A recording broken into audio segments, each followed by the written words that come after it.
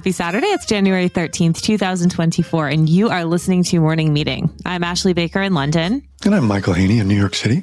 And we can't promise you total immunity from the full wrath of the law, but we can promise you a fun, stocked episode full of all the good things from the new issue of Airmail, Michael. Absolutely. We've got a terrific show. And if you finished up watching The Crown and are in need of a monarchy drama fix, Joseph Bowmore is here with not just one, but two stories out of Europe about royals and royal-adjacent women behaving questionably. The first is about the Queen of Spain, who finds herself dealing with the outing of a love affair. And the second is a 20-year-old named Countess Lara Cosima Henkel von Donnersmarck. And I'll let him tell me if I've said that correctly, but she is a social media star who now finds herself trying not to be canceled.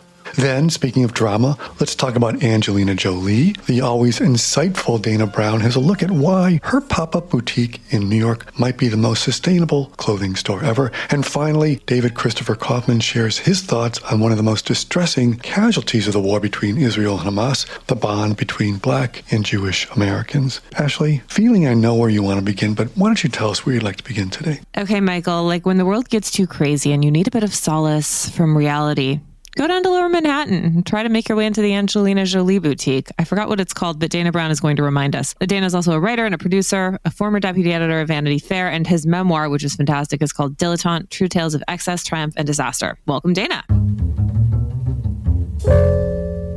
Hi, Ashley. Hi, Mike. So Angelina Jolie is apparently now a fashion designer or a retailer or something. What is going on with you? Yes, I think it's a little of both, actually. She has opened a store on Great Jones Street. It's called Atelier Jolie. And what I think it is a fashion line that does collabs with other designers and sells it in the store. And then there's a second floor and I'll get more into the building in a moment, a second floor where you can bring in your old clothes and they will sort of, I think the word is upcycle, and they will make new things out of them for you. So this is her sort of leap into the world of sustainable fashion. So she's going to charge you a premium to make something new out of something that you no longer want. Is that right? Yes, that's basically correct. I mean, that is half the business. I think the other half is creating sustainable clothes. I believe her first collaboration was with Chloe, and I think that's what's in her store right now, which I wasn't actually allowed to shop in the store, so I don't quite know what the clothes actually look like. Why were you not allowed to shop there? I find that hard to believe, Dana. You know what, Mike? I think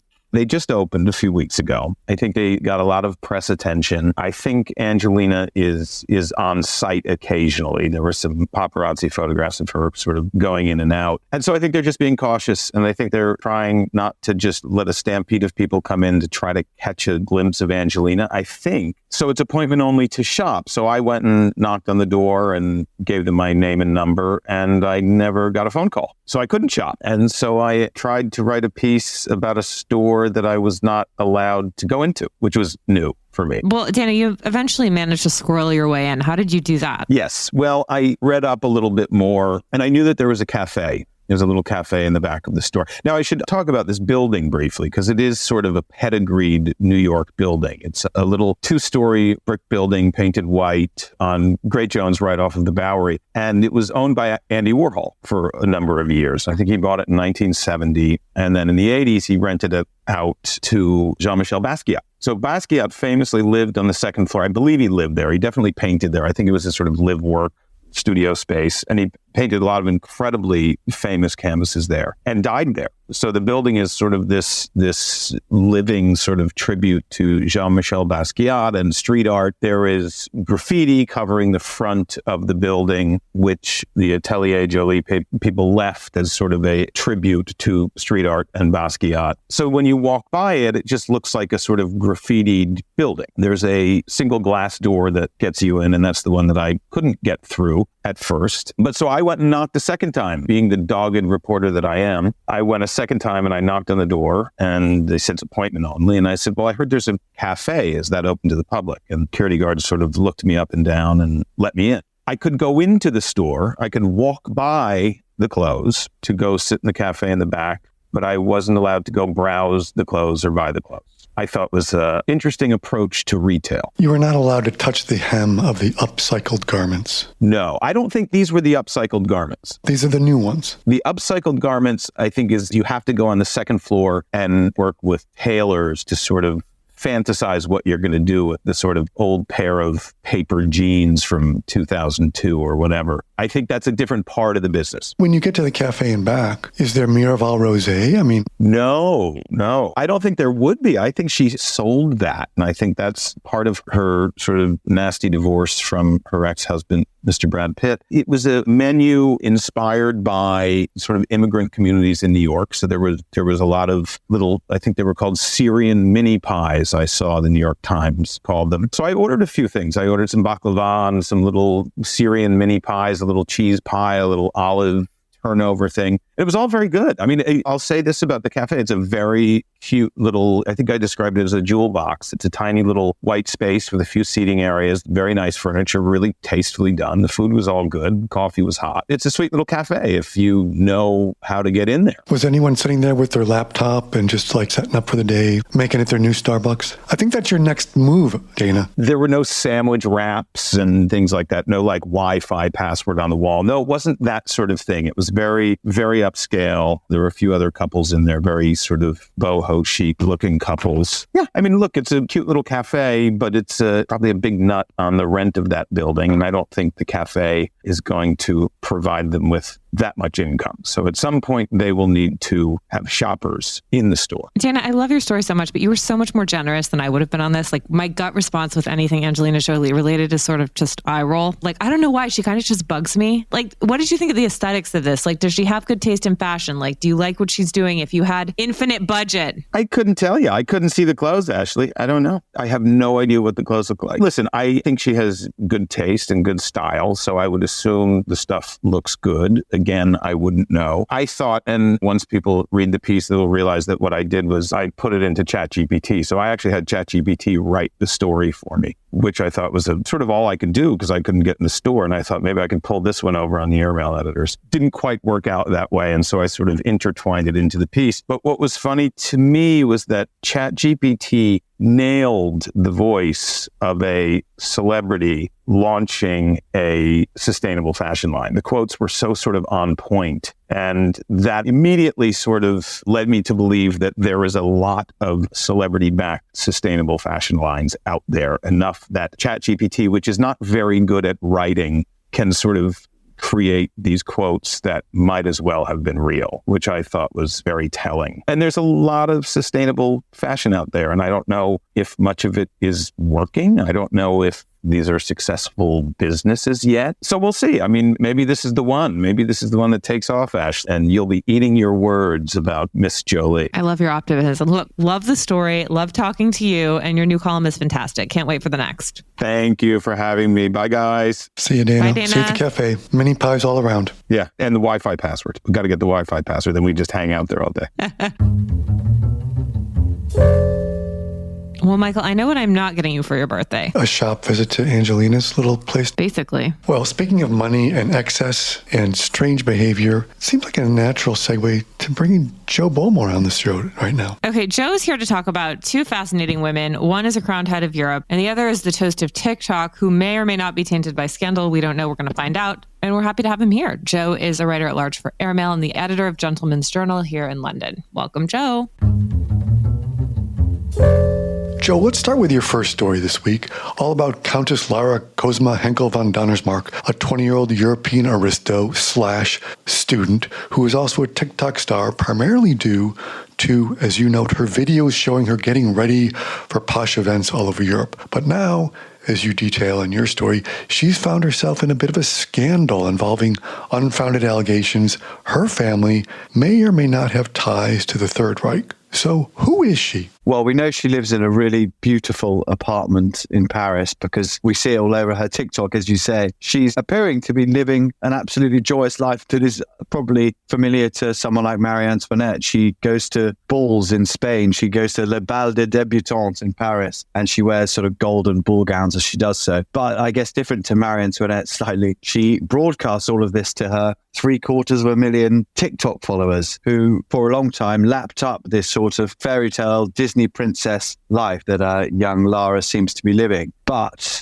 as with any success on the internet, there was a sort of sting in the tail as soon as the TikTok detectives got digging into her family name. So Lara Costa is an intern at Dior. She's 20 years old. She studies at the Parsons Design School in Paris. She grew up in California because her father, Florian, is a notable film director and producer, best known probably to US audiences for doing The Tourist, which was an Angelina Jolie and Johnny Depp vehicle, but won, I think, the Best Academy Award for Best Foreign Feature Film for The Lives of Others, which came out in 2007 and was all about sort of life under the Stasi regime in Germany. So he's a German. He comes from this noble house, Austro-Hungarian house, Austro-German house of the Donnersmarks. And his daughter is sort of, I guess, putting her first feet forward in a similar world, albeit in a completely different era. And yeah, it's been an interesting journey for her, I think. And so as you say, then she's now a social media star, whatever that means. And yet that comes with its own perils, right? Yeah, definitely. She's racking up, as everyone seems to on TikTok, which is a brave new world I'm not necessarily too familiar with, but she's racking up millions and millions of views of these videos, which are essentially 10-second clips of her in her beautiful gilded apartment saying, "Get ready with me as I get ready for a ball in Spain." And she twirls in her dress and talks you through a couple of outfit choices. And these get 9, 10, 11, 12 million views, some of them. The most popular one, however, was quickly inundated with comments that were less than complimentary. And essentially, the trend became to call her Miss Blood Money and accuse her of essentially profiting down the line from the most horrendous period in German history and essentially being Nazi war profiteers and having those in her, I guess, ancestors. So that it took a rather dark turn from what was look at me in my nice dresses to suddenly, how does this girl have all her family money and maybe we should cancel her for her Nazi links? But that's the internet for you. So are those Nazi links for real? After this huge backlash over the summer over her multi-million viewed videos, she gave an explainer video saying she'd looked through the sort of family annals and in fact people were linking her to another Donnersmarck family line that essentially had no real link to theirs at all. The analogy she uses in that video is that she is as closely related to those Donnersmarcks as George W. Bush is to Barack Obama, or she goes on to say, as she is to King Charles. But as I say in the piece, knowing the Euro aristocracies, that last one's probably not too distant at all. But having looked through it, and the AML fact checkers, I believe, have done their due diligence on this as well, rigorous as ever. And the New Yorker did an interview with her father addressing some of these a few years back. It seems that they are not at all related to Nazis. I want to make that absolutely clear. So as I say in the piece, she's just a good old-fashioned Nepo baby, not a Nazi baby. She should have made a hashtag with that in it. Maybe that would have cleared everything up. Well, so Joe, let's talk about, as you just note, everyone in European royalty and those families seems to be connected, and yet they also seem to stumble through social media problems. Let's go to Spain for your second story this week, and what's happening there, and the Queen of Spain, and some social media problems over there. Yeah, definitely. This time, the Spanish royal family has come unstuck by a sort of a pesky outsider, or perhaps not much of an outsider at all. The basic story is that Queen Letizia, who's married to King Felipe, the current king, for the longest time, those two have been seen as the sort of young, very much Wills and Kate of the Spanish royal family, happily married, a modern breath of fresh air, both very photogenic and good looking. But it seems that Queen Letizia's past has reared its ugly head on Twitter because one of her former boyfriends, a chap called Jaime del Burgo, I hope I'm pronouncing that right, he tweeted a sort of fairly innocuous photo of her in a pashmina shawl and said that there was a very sultry, suggestive caption with it, and that he had given her the pashmina shawl and she was wearing it as some sort of token of their love. And in fact, his whole reveal has been that when everyone thinks they broke up long before she was going out with the king, actually their love affair very much overlapped with this royal marriage, and they were lovers and have declared their love to each other many times over the years, and there's still some sort of feeling there. So this has kind of come out of nowhere, blindsided the Spanish royal family, who are not unfamiliar with scandals, let's just say, thanks to their sort of the aging patriarch Juan Carlos, who is currently in exile, we think, in the United Arab Emirates. But Joe, as you note in your story, he's in exile. He was no fan of Letizia, who had her own checkered background, and so he referred to her as the maid because she was too common, right? But how did this woman become queen, and who's behind all this social media? Is it as simple as we think it is? There appears to be layers of conspiracy theories, and we can peel back a few without completely losing our minds. But Juan Carlos, who, as I say in the story, the most surprising thing about this is that he isn't at the center of it, because any story involving scandals and affairs and money and jilted lovers usually has him right in the middle of it. He is a man who claims to have slept with 5,000 people, has a renowned illness for money, and basically never met a dodgy foreign backer that he didn't try and milk. So the conspiracy theory goes that he doesn't like Queen Letizia, his daughter-in-law, because she is, as he sees it, a working woman. She was a well-known news anchor, very popular, and he thinks that's pretty despicable. He calls her La Chacha, which means the maid, in front of her friends, and she's a divorcee as well, so he thinks that's pretty low grade. The journalist bit, the fact that she's a news anchor, seems to be the bit that rankles him most, so he calls her the enemy within, and there's probably been 100 journalistic investigative probes into his lifestyle. So he's probably got good reason to fear journalists. But basically, this conspiracy theory runs that he is the one behind this new emergence of details and sordid little pictures from Jaime, and he is pulling the strings from afar, perhaps to destabilize his own son's reign, knock him off the throne, and at the age of 80 whatever, and gout-ridden and surely in the pay of some dodgy money, come back and storm whatever the palace in Madrid is. So that is one of the more out there conspiracy theories, which has been backed up by sort of Spanish royal commentators and the type of people who usually wield out for quotes on these things, saying that it is plausible that there could be rebellion from the very ranks of the monarchy. The other theory is that this, in fact, has been conducted by the socialist prime minister at the moment, who is working with Jaime del Burgo to destabilize the monarchy and perhaps bring back the Spanish Republic. So either it's monarchists killing monarchists or Republicans killing monarchists, but in some way there's going to be some very unhappy people in the royal palace in Spain right now. My favorite little detail of all this, that is a little parenthetical tucked into your fantastic story, is Del Burgo, the paramour of current queen. When he couldn't marry her, who does he marry?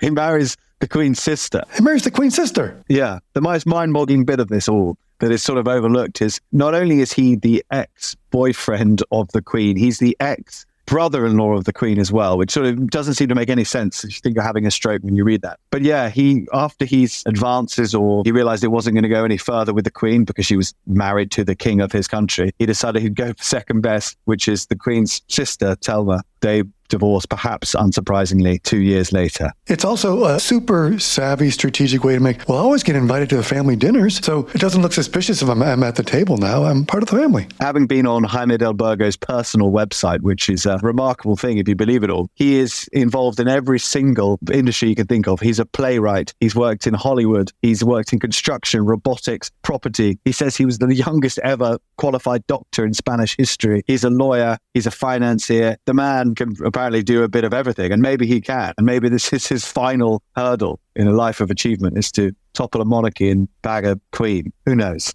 Well, Joe, they are two fantastic stories, and we count on you to be our Peter Morgan and detangle all these threads and weave them into a masterful narrative as you have. So thank you. God, Michael, a lot of complication. Both of these stories make a really good argument for staying inside, never leaving, and having nothing exciting happening in your love life. Yeah, be boring, right? Yeah, it's just like COVID lockdown. That's our motto for 2024. The good old days of March 2020. Oh, Michael, from here, there's only one place to go, and that is the Culture Wars. Hooray! Well, and we've got a great guide to take us there this week in David Christopher Kaufman, who's got a sort of very smartly written essay this week about the casualties of the Israel-Hamas war and the harmony between Black and Jewish Americans. David Kaufman is an editor and a columnist at the New York Post, a regular opinion writer for The Telegraph, and an adjunct fellow at the Tel Aviv Institute. We're happy to have him. Welcome, David.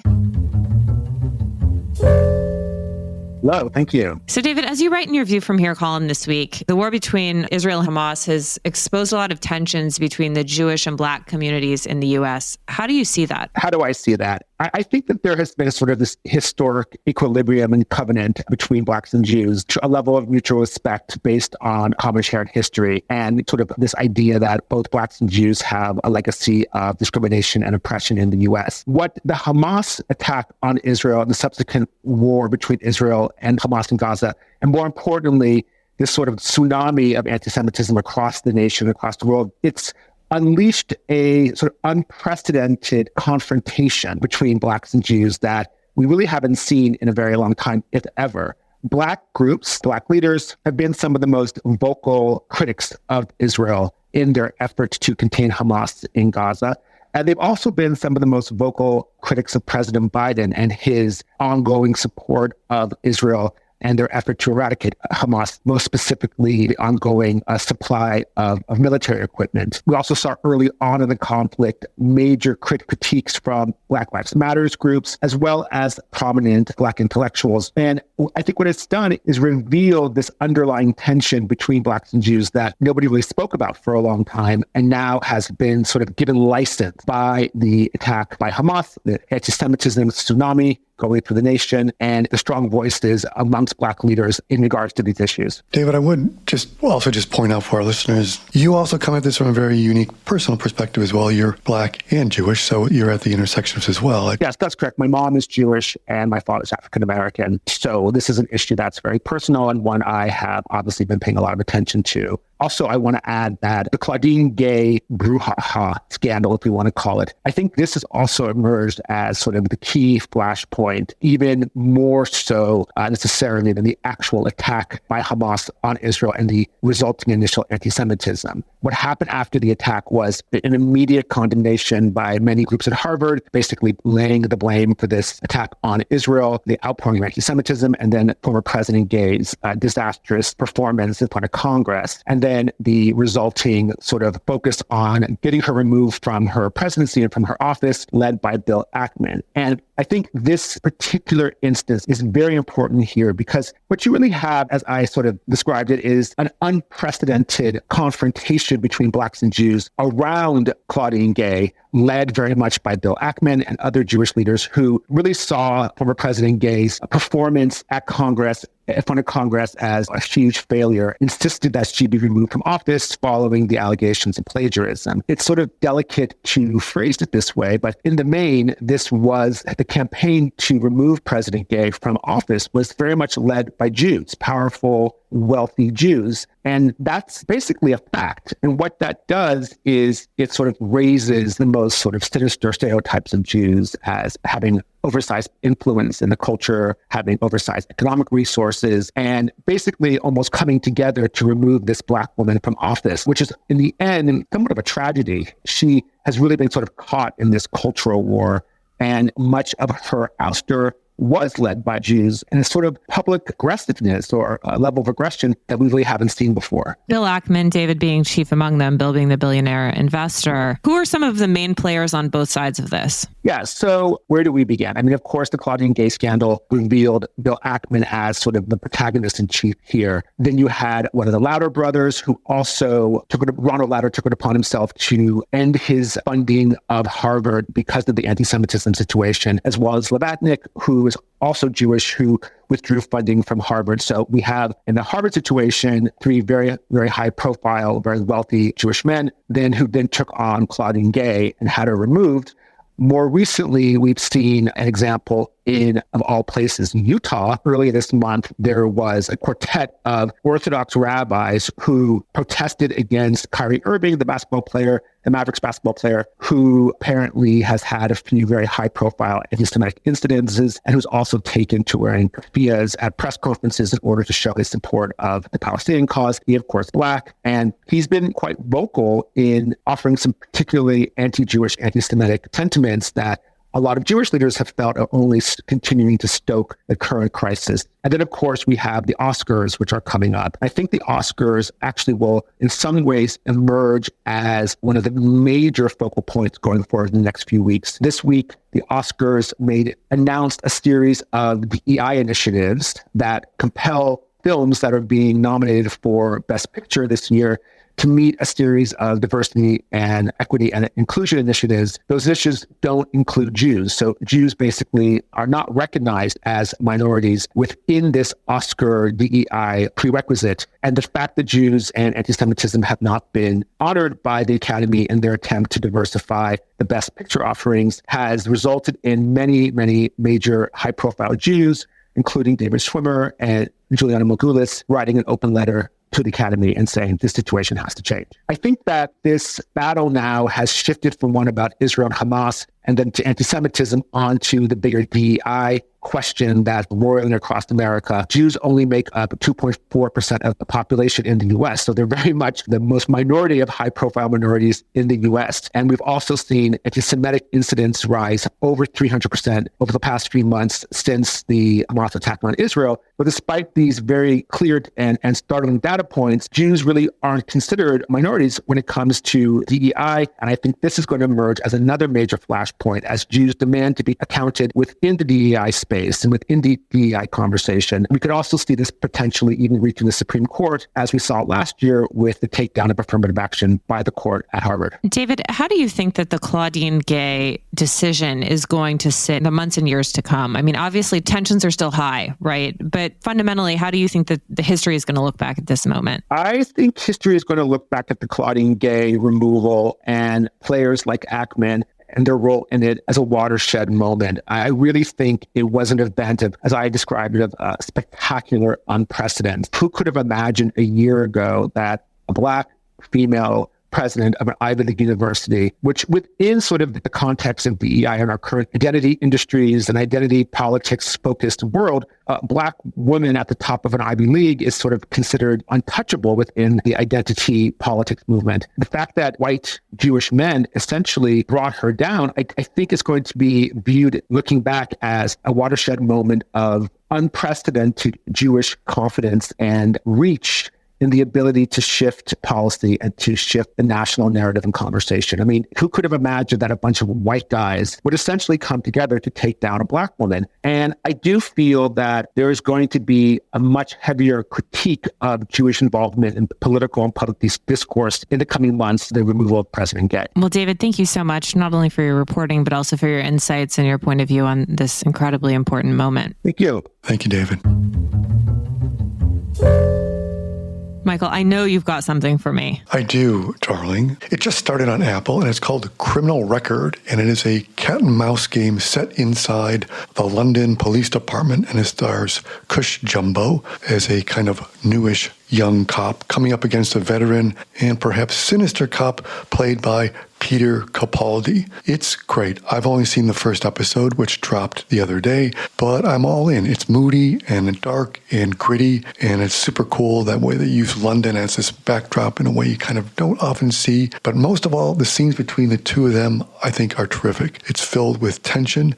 I'm keen to see where it goes. It's called Criminal Record, and it's on Apple TV. And you, my dear, I know you've got something equally amazing. Okay, can we talk about slow horses? Absolutely. We just finished it this weekend. Tell me where you want to begin. The weird thing is the show has been out for several years, and I don't know why everyone just discovered it within the last 3 or 4 weeks. But I mean, I can't get enough of this thing. Season 4 better come out soon. It's like Gary Oldman is giving a masterclass in acting. Kristen Scott Thomas is at the height of her powers. I'm just walking around telling everybody that I'm going to call the dogs on them all the time. I can't help it. Its lingo has worked its way into my mind. Yeah, I just saw they announced season 4 and 5, and so it's great. But I love this show. Loved it from the drop, as one might say. And it's just makes you, if you've never read the books by Mick Herron, I highly recommend those. It's 21st century spooks and handlers, but it's all through the lens of messed up MI5 agents. Couldn't be better. It's too good. Okay, who's your favorite character?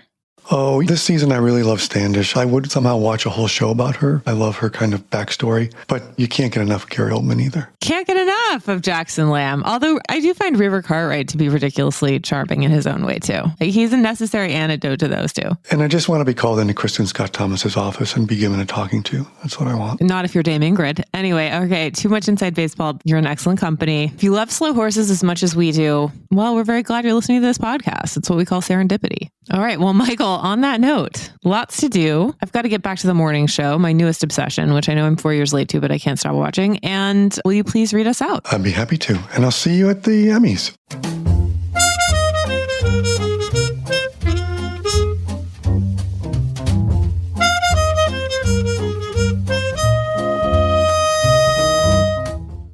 Morning Meeting is produced by Airplay Productions and edited by Jesse Cannon. Our co-editors are Graydon Carter and Alexander Stanley. Our chief operating officer is Bill Keenan, and our deputy editors are Ashley Baker, Chris Garrett, Nathan King, Julie Vitale, and Ash Carter. Our CMO is Emily Davis, and our music supervisor is Randall Poster. The theme music is The Cute Monster by the Buddy Collette Quintet. A new edition of Airmail is published every Saturday, so please subscribe and enjoy all of our stories on airmail.news, which we update every day. You can also find us on Twitter and Instagram at Airmail Weekly, but we will be back here next Saturday with another edition of Morning Meeting. But in the meantime, be sure to subscribe at Spotify or Apple Music, but most of all,